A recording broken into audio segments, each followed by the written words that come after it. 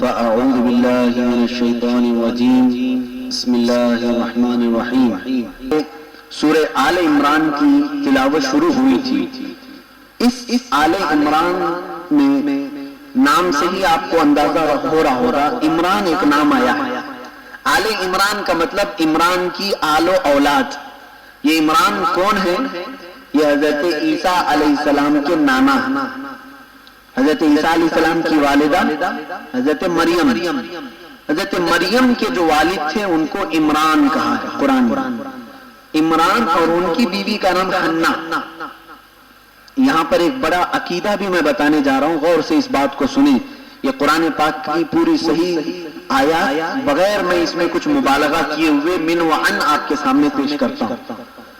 اللہ تعالیٰ نے فرمایا کہ عمران اور حنا ان کو اولاد ہی نہیں تھی، بہت لمبی عمر ہو گئی، تو یہ حنا ایک مرتبہ، یہ عورت کا نام بتا رہا ہوں، ایک مرتبہ ایک درخت کے نیچے سوئی ہوئی تھی، ایک چڑیا کو اس کے بچے کے ساتھ دیکھ رہی تھی۔ چڑیا اپنے بچے کو چونچ میں کچھ کھلا رہی ہے، یہ دیکھ کر کے ایک ممتا جاگ گئی۔ وہ عورت جس کی گود بھری نہیں ہے، وہ عورت جس کی اولاد نہیں ہے، اولاد کو دیکھنے کے بعد ایک دل میں لچک پیدا ہوتی ہے، خواہش پیدا ہوتی ہے۔ اسی طرح سے حنا نے اس چڑیا اور اس کے بچے کو دیکھ کر کے خواہش کی، کاش میری بھی اولاد ہوتی، میں اس طرح سے اس کو کھلاتی پلاتی۔ ماں کی خواہش ہوتی۔ اسی وقت حنا نے اللہ کی بارگاہ میں یہ منت کر لی۔ منت کرنے کا جواز قرآن پاک میں ہے۔ طریقہ کیا منت کی؟ رب انی نذرت لک ما فی بطنی محررا فتقبل منی انک انت السمیع العلیم۔ اے اللہ، میں آج ہی تجھ سے منت کر رہی ہوں، اگر تو مجھے بیٹا عطا کرے گا تو میں اس کو بیت المقدس کے لیے وقف کر دوں۔ بیت المقدس دنیا کی سب سے مقدس جگہ، جو تمام لوگوں کا قبلہ بھی تھا، کعبہ جس طرح ہمارے لیے قبلہ ہے۔ تو انہوں نے منت ایسی کی۔ یہاں سے یہ بھی بات یاد رکھیں، پہلے کی عورتیں اگر منت کرتی تھی تو کس طرح سے کرتی ہیں۔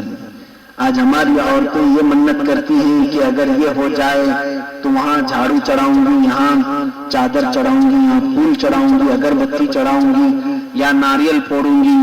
یہ سب منتوں کے جو آپ نے گڑھ لیے ہیں، قرآن سے سیکھو کہ منت کیسے کرنا چاہیے، نذر منت کیسے کرنا ہے۔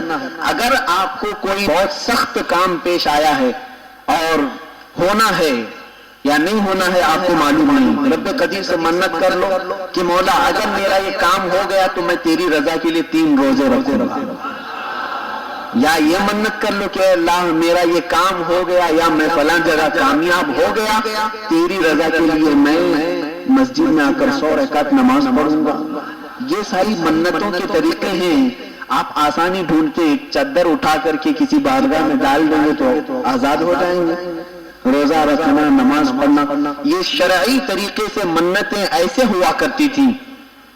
لیکن اولاد کے لیے جب منت مانگی حنا نے کیا کہا کہ مولا اگر تو مجھے بیٹا عطا کرے گا، اولاد کا ذکر ہے بیٹے کا، جب بچے نہیں ہوتے ہیں تو بیٹا اور بیٹی میں یہ نہیں کیا جاتا بلکہ مانگتے ہیں تو ایک بیٹا دے دیں۔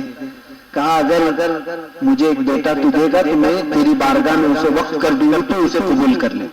یہ منت کرنا تھا کہ ان کو حمل ٹھہر گیا۔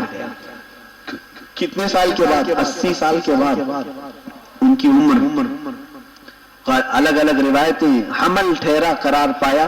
پھر جب بچے کی ولادت ہوئی، فلما وضعتها قالت ربی انی وضعتها انثى، فرماتا ہے قرآن جب ان کو بچے کی ولادت ہوئی تو لڑکا نہیں لڑکی پیدا ہوئی، جس کا نام وسمیتها مریم، ان کا نام انہوں نے مریم رکھا، ان کی والدہ نے مریم رکھا۔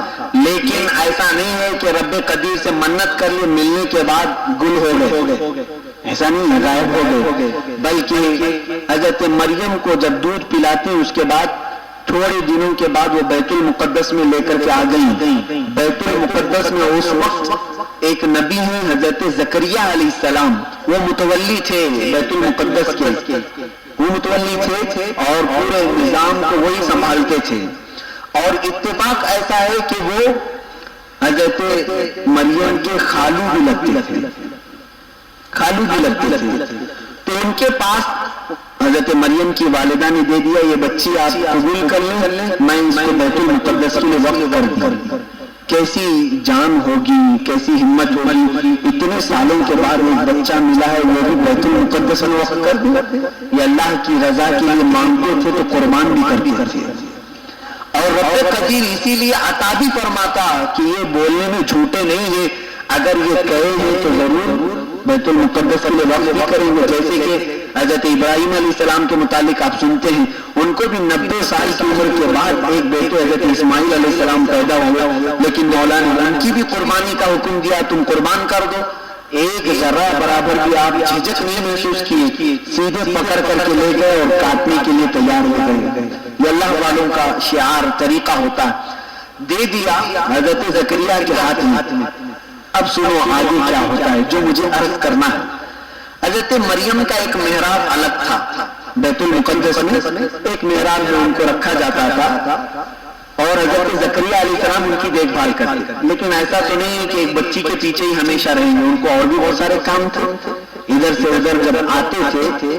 قرآن میں ان کے اس فعل کو اللہ فرماتا ہے کلما دخل علیہا زکریا المحراب وجد عندہا رزقا، جب جب حضرت زکریا مریم کے محراب میں آتے تو دیکھتے قسم قسم کے رزق اور پھل وہاں پر موجود ہوتے ہیں، بے موسم کے پھل ہوتے تھے، اس موسم کا وہ پھل ہی نہیں ہوتا، سارے پھل وہاں پر موجود رہتے۔ قالت یا مریم انا لکی ھذا، قال یا مریم، انہوں نے پوچھا اے مریم یہ سب کہاں سے آتا ہے؟ قالت هو من عند اللہ ان اللہ یرزق من یشاء بغیر حساب، وہ کہتی ہے یہ میرے پروردگار کی طرف سے ہے اور اللہ جسے چاہتا ہے بغیر حساب رزق دیتا ہے۔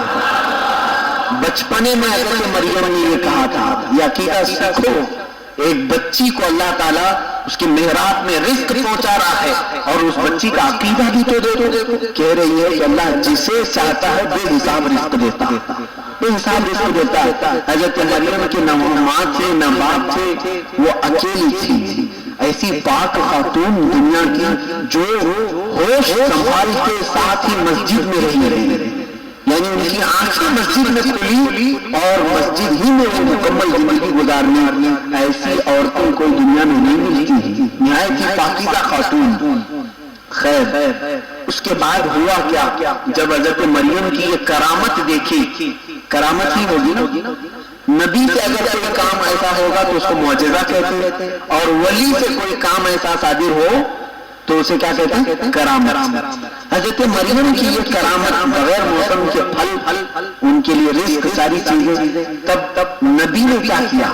حضرت زکریا علیہ السلام آگے کی آیت میں مولا فرماتا ہنالک دعا زکریا ربہ قال رب ہب لی من لدنک ذریۃ طیبہ انک سمیع الدعاء۔